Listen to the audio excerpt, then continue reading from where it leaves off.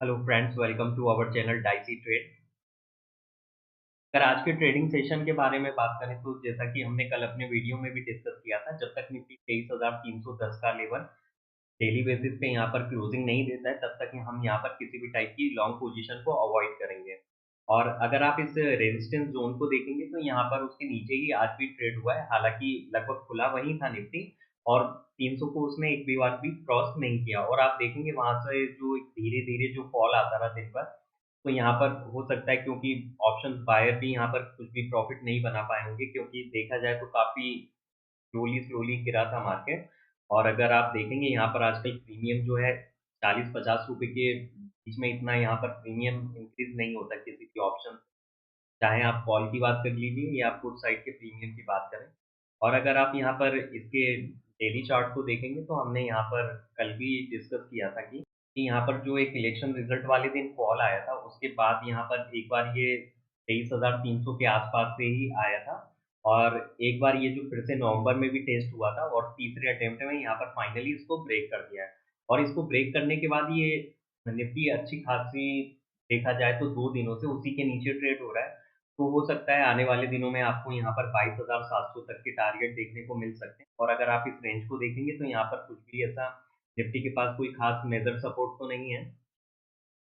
और यहाँ पर देखने वाली बात ये होगी, कल रिलायंस इंडस्ट्रीज के रिजल्ट्स भी आने वाले हैं। हो सकता है मार्केट बंद होने के बाद आए, तो यहाँ पर आप किसी भी टाइप की अपनी शॉर्ट पोजीशन को कैरी फॉरवर्ड ना रखें, क्योंकि अगर आप रिलायंस के चार्ट स्ट्रक्चर नजर डालेंगे तो यहाँ पर इसका चार्ट स्ट्रक्चर काफी स्ट्रॉन्ग है। हालाँकि कंसोलिडेट है, आप इसको स्ट्रॉन्ग तो नहीं बोल सकते, लेकिन अगर फिर भी अगर आप देखेंगे तो काफ़ी हद तक मतलब अदर स्टॉक्स देखेंगे जो हेवी वेटेज है निफ्टी में, एचडीएफसी बैंक, आईसीआईसीआई बैंक, उनके कंपैरेटिवली ये काफ़ी स्ट्रॉन्ग है और पिछले काफ़ी टाइम से ही कंसोलिडेट भी हो रहा है। और अगर आप इसको डेली कैंडल में यहाँ पर एनालिसिस करेंगे तो ये लगभग 50 डे मूविंग एवरेज के आसपास ही चल रहा है। और देखा जाए आज, हालाँकि इसने थोड़ा-सा एक बार उसको अटेम्प्ट करने की कोशिश की थी, लेकिन नहीं कर पाया। तो देखते हैं यहाँ पर आने वाले ट्रेडिंग सेशंस में क्या होता है। लेकिन आप इस चीज़ का खास ध्यान रखिए, निफ्टी में अभी के लिए आप किसी भी टाइप की शॉर्ट पोजीशन को क्लोज़ कर सकते हैं, क्योंकि अगर यहाँ पर कुछ अच्छा रिज़ल्ट आता है रिलायंस का, तो यहाँ पर आपको उसका कंट्रीब्यूशन निफ्टी में भी देखने को मिल सकता है। अगर आप अपनी निफ्टी में शॉर्ट पोजीशन को क्लोज़ नहीं करना चाहते, तो यहाँ पर कम से कम आप उसको हेज करके जाएँ कॉल साइड से। और क्योंकि अगर उसके अगेंस्ट में कुछ भी अच्छा खासा मूव आता है, तो वहाँ पर आपका एक लिमिटेड लॉस होगा। अगर हम बैंक निफ्टी के चार्ट को एनालिसिस करें तो हमने लास्ट वीडियो में भी डिस्कस किया था कि 48,000 के पास यहाँ पर बैंक निफ्टी में एक अच्छा खासा हिस्टोरिकली सपोर्ट है। और अगर आप इस ट्रेडिंग रेंज को यहाँ पर देखेंगे 48,000 के आसपास, तो यहाँ पर बैंक निफ्टी काफ़ी बार कंसोलिडेट होके ऊपर भी गया है। हालाँकि अगर हम अभी बात करें तो यहाँ पर आप देखेंगे तो आज बैंक निफ्टी भी दिन भर लगभग चौपी ट्रेड हुआ है। और यहाँ पर एक जो नैरो रेंज में जो दिन भर ट्रेड होता रहा बैंक निफ्टी, तो यहाँ पर अभी भी किसी भी टाइप की आप तेजी को अवॉइड करें और यहाँ पर किसी भी टाइप की एग्रेसिव शॉर्ट पोजीशन भी अवॉइड करें। और यहाँ पर अगर आप देखेंगे, जब तक बैंक निफ्टी 50,000 के ऊपर क्लोज नहीं होता है डेली बेसिस पे, उसकी क्लोजिंग 50,000 के ऊपर नहीं आती है, तब तक यहाँ पर किसी भी टाइप की आप तेजी के बारे में तो भूल जाइए।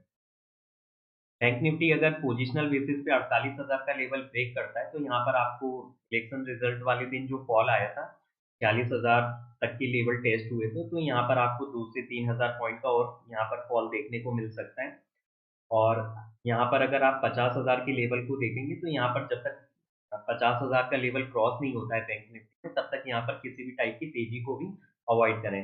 और जब तक ये 48,000 से लेके 49,000 की रेंज में बैंक निफ्टी घूम रहा है, तब तक यहाँ पर किसी भी टाइप की ट्रेड को अभी अवॉइड ही करें। क्योंकि हो सकता है यहाँ पर, जैसा कि हमने अपने लास्ट वीडियो में भी डिस्कस किया था कि बैंक निफ्टी इतना गिरा है, हो सकता है यहाँ पर 1-2 दिन कंसोलिडेट या चॉपी ट्रेड भी हो सकता है। तो यहाँ पर अभी हाल-फिलहाल किसी भी ट्रेड को अवॉइड करें। और अगर आप बैंक निफ्टी के जो हेवी वेट्स स्टॉक हैं, अगर आप उनको भी देखेंगे तो मोस्टली बैंकिंग स्टॉक लगभग अपने मेक और ब्रेक लेवल के आस-पास ट्रेड हो रहे हैं। और एक बार के लिए हम उनको भी एनालिसिस कर लेते हैं। अगर आप एचडीएफसी बैंक के चार्ट को देखेंगे तो ये लगभग अपने लास्ट सपोर्ट ज़ोन के आस-पास चल रहा है और देखा जाए तो इसका चार्ट स्ट्रक्चर भी काफ़ी नेगेटिव है। और यहाँ पर आप सिर्फ़ एक चीज़ के बारे में ध्यान रखिए, यहाँ पर जो इसका 1640 के आस-पास है, 1630 के आस-पास एक जो स्ट्रॉन्ग सपोर्ट ज़ोन है, अगर ये पोजिशनल बेसिस पे ब्रेक होता है, तो यहाँ पर आप अच्छा खासा फॉल से ₹150 का एक फॉल देखने को मिल सकता है। तो यहाँ पर अभी हाल-फिलहाल के लिए यहाँ पर किसी भी टाइप की शॉर्ट पोज़ीशन ना बनाएँ, क्योंकि ये अगर पोज़िशनल बेसिस पे ब्रेक होता है, अगर आप इस चार्ट को ध्यान से देखेंगे तो यहाँ पर काफ़ी टाइम पहले भी हिस्टोरिकली भी यहाँ पर कंसोलिडेट हुआ है एचडीएफसी बैंक। तो यहाँ पर अभी हाल-फिलहाल के लिए यहाँ पर शॉर्ट पोज़ीशन अवॉइड करें। एक बार ये 1620 के आस-पास डेली बेसिस पे इसके बिलो जाके 1620 के आस-पास यहाँ पर क्लोजिंग आती है, तो यहाँ पर आप शॉर्ट पोज़ीशन बना सकते हैं और यहाँ पर देखेंगे आपको आने वाले दिनों में हो सकता है फिर 100 से 150 पॉइंट का फॉल भी देखने को मिल सकता है। लेकिन उसके लिए सबसे पहले यहाँ पर ₹1620 की जो क्लोजिंग है वो इम्पोर्टेंट है। और अगर हम आईसीआईसीआई बैंक के चार्ट को भी देखें तो यहाँ पर भी लगभग ये अपने लास्ट सपोर्ट ज़ोन के आस-पास ही ट्रेड हो रहा है। और अगर यहाँ पर भी आने वाले दिनों में 1220 के बिलो आपको क्लोजिंग मिल जाती है, तो यहाँ पर भी अच्छा खासा एक आप यहाँ पर 100 से 70 पॉइंट का एक फॉल देखने को मिल सकता है। और अगर हम एक्सिस बैंक के चार्ट के बारे में डिस्कस करें तो यहाँ पर देखेंगे इसका चार्ट भी काफ़ी नेगेटिव ही है। और आज इसमें जो एक सेलिंग आई है 24 पॉइंट की, आप देखेंगे ये लगभग अपने सपोर्ट ज़ोन के आस-पास ही आई थी। तो ये चार्ट इंडिकेट कर रहा है कि ये अभी आसानी से अपने सपोर्ट को रिक्लेम करने की कोशिश तो नहीं करेगा।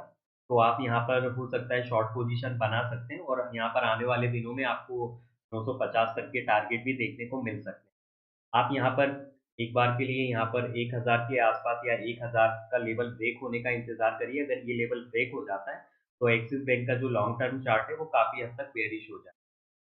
और अगर हम कोटक महिंद्रा बैंक की बात करें, तो कल भी हमने डिस्कस किया था यहाँ पर कि ये लगभग अपने मूविंग एवरेज के आस-पास ही कंसोलिडेट हो रहा है, तो यहाँ पर कुछ भी करने की ज़रूरत नहीं है। और अगर हम इंडस बैंक के चार्ट को देखें, तो यहाँ पर भी ये लगभग एक चॉप्ड रेंज में ही या नैरो रेंज में ही ट्रेड हो रहा है, तो यहाँ पर भी किसी टाइप की पोज़ीशन को अवॉइड करें।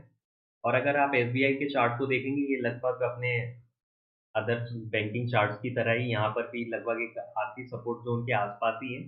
हालाँकि जब तक इसमें 730 का लेवल ब्रेक नहीं होता है, तो यहाँ पर आप फ्रेश वीकनेस तो नहीं देखेंगे। लेकिन यहाँ पर तेज़ी के लिए भी यहाँ पर इसको ₹780 तक के लेवल अपने रिक्लेम करने पड़े। और अगर पोज़िशनल बेसिस पे इन केस ₹730 का लेवल ब्रेक होता है, तो यहाँ पर भी आप एसबीआई को 650 तक आता हुआ देख सकते हैं। रिलायंस का चार्ट हम वीडियो की स्टार्टिंग में भी डिस्कस कर चुके हैं और यहाँ पर ध्यान रखिए, कल रिलायंस के मार्केट बंद होने के बाद इसके जो रिज़ल्ट्स आएँगे, तो यहाँ पर आपकी किसी भी टाइप की पोज़ीशन है, तो आप उनको हेज करके जा सकते हैं। और अगर हम इन्फोसिस और टीसीएस के चार्ट को एनालिसिस करें, तो हमने कल भी डिस्कस किया था कि जो 20 तारीख को अमेरिका में स्वेरिंग सेरेमनी होने वाली है ट्रम्प साहब की, तो हो सकता है वहाँ पर H-1B वीज़ा को लेके कुछ कमेंट्स या नेगेटिव डेवलपमेंट्स हो सकती हैं। तो यहाँ पर अभी आईटी सेक्टर को 5 से 6 दिन के लिए अवॉइड ही रखिए। एक बार उनके एडमिनिस्ट्रेशन में जो भी चेंजेस होते हैं या जो भी कमेंट्स आते हैं, उनको एक बार देख लीजिए। तो यहाँ पर किसी भी टाइप की आईटी सेक्टर में भी पोज़ीशन अवॉइड करिए। तो फिर मिलते हैं नेक्स्ट वीडियो में। अगर आप लोगों को वीडियो अच्छा लगा हो तो लाइक शेयर करें और चैनल को सब्सक्राइब करें। Thanks for watching.